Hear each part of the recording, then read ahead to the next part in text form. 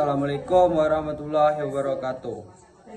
Sebelumnya izinkan kami perkenalkan diri. Saya Alvino Pratama dan teman saya Muhammad Kevin Farezi. Kami dari kelas 1A. Di sini kami akan membuat video dari mata kuliah Bahasa Indonesia dengan dosen pengampu Bu Ria Agustina, MPD. Di sini kami akan menjelaskan tentang materi mengenai kesehatan reproduksi remaja dan anemia pada remaja.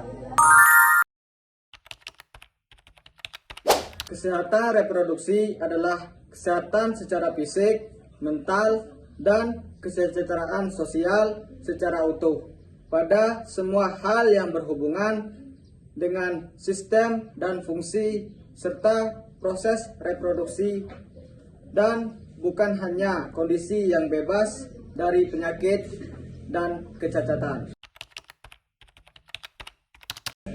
Remaja perlu tahu tentang kesehatan reproduksi karena masa remaja adalah masa peralihan atau perpindahan dari kanak-kanak menuju dewasa. Pada masa remaja terjadi perubahan fisik maupun biologis, sehingga penting untuk tahu dan mengenal sistem reproduksi beserta perubahannya.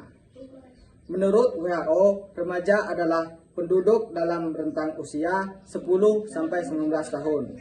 Menurut Peraturan Menteri Kesehatan Republik Indonesia Nomor 25 Tahun 2014, remaja adalah penduduk dalam rentang usia 10-18 tahun. Dan menurut Badan Kependudukan dan Keluarga Berencana atau BKKBN, rentang usia remaja adalah 10-24 tahun dan belum menikah. Ketika remaja mengetahui bagaimana cara untuk bersikap dan berperilaku sehat selama proses pematangan fisik pada dirinya, remaja tumbuh menjadi seorang dewasa yang sehat yang akan memiliki keturunan yang sehat dan kehidupan yang berkualitas. Yang pertama, terdapat rambut di sekitar alat reproduksi atau kelamin. Kedua, peningkatan kelenjar di sekitar alat kelamin. Tiga, peningkatan produksi keringat di sekitar alat kelamin. Alat kelamin dan sekitarnya menjadi kotor dan lembab, sehingga mudah berkembang biak, kuman, dan jamur. Cara menjaga kebersihan organ reproduksi dengan cara membasuh dengan air bersih dari arah depan ke belakang. Keringkan menggunakan handuk kering sebelum menggunakan celana dalam. Karena lembab jamur akan mudah tumbuh dan menyebabkan rasa gatal. Menggunakan celana dalam yang bersih, tidak terlalu ketat dan berbahan menyerap keringat, dan ganti celana dalam minimal 2 kali sehari. Yang pertama, jika berada di toilet umum, sebaiknya menggunakan air yang mengalir, karena kemungkinan air yang berada di tempat penampungan mengandung bakteri dan jamur. Dan yang kedua, mencukur rambut kemaluan secara berkala untuk menjaga tetap pendek agar tidak banyak ditumbuhi bakteri. Yang ketiga, menggunakan air bersih untuk membilas alat kelamin sesudah buang air kecil. Dan yang terakhir, pria penting melakukan sunat untuk mencegah penumpukan kotoran pada lipatan luar penis. Pada saat haid, dinding bagian dalam rahim terlepas sehingga amat mudah terkena infeksi. Oleh karenanya, perlu menjaga kebersihan dengan cara 1. Gunakan pembalut bersih dan ganti secara teratur 2-3 kali dalam sehari, atau setelah buang air kecil atau pembalut telah penuh darah, atau saat mandi. 2. Bila pembalut yang digunakan adalah pembalut sekali pakai, maka bersihkan terlebih dahulu pembalut dengan menggunakan air. Bungkus kemudian buanglah ke tempat sampah. Ketiga, bila pembalut digunakan berkali-kali yang biasanya terbuat dari bahan handuk atau katun segera cuci setelah selesai digunakan dan jemur hingga benar-benar kering. Kemudian setrika untuk mematikan kuman dan setiap digunakan kembali. 4. Hindari penggunaan panti liner secara terus-menerus karena dapat menyebabkan iritasi. 5. Hindari penggunaan cairan khusus pembersih organ intim secara rutin karena mengganggu keseimbangan pH dalam vagina. Yang terakhir, bila terlalu sering dipakai justru membunuh bakteri baik dalam vagina yang selanjutnya akan memicu tumbuhnya jamur. Akibatnya akan muncul gatal-gatal di area organ intim.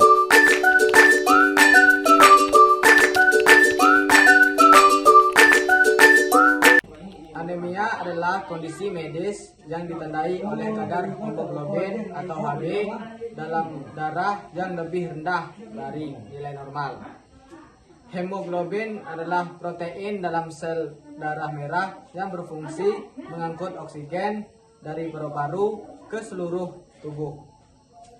Kekurangan hemoglobin dapat menyebabkan berkurangnya suplai oksigen ke jaringan dan organ tubuh.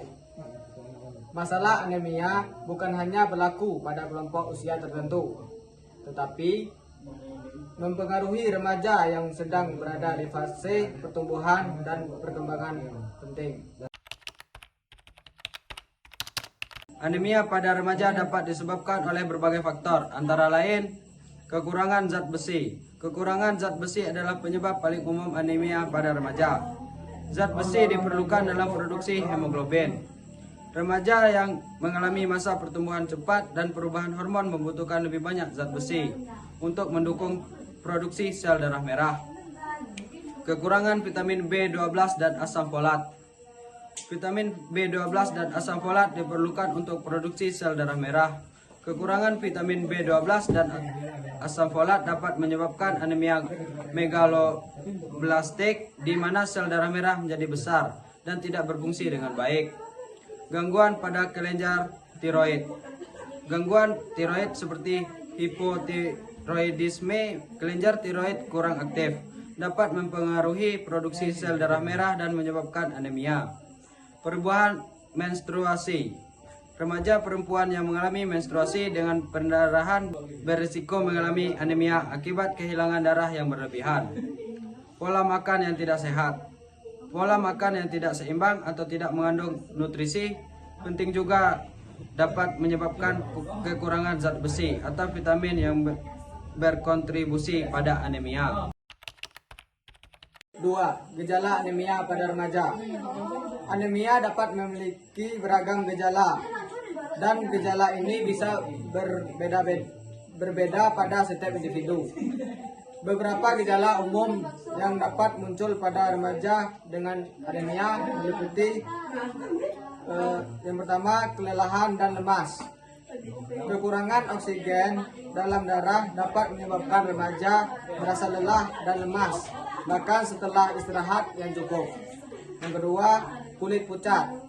Kulit dan selaput lendir yang pucat adalah tanda karakteristik dari anemia. Yang ketiga, sesak napas. Kurangnya suplai oksigen ke paru-paru dapat menyebabkan sesak napas saat beraktivitas. Yang keempat, detak jantung cepat. Jantung berusaha untuk mengatasi kekurangan oksigen dengan memompa darah lebih cepat, sehingga detak jantung menjadi lebih cepat dari biasanya. Yang kelima, pusing dan sakit kepala. Anemia dapat menyebabkan pengurangan aliran darah ke otak yang dapat menyebabkan pusing dan sakit kepala. Yang terakhir, gangguan konsentrasi dan kognitif.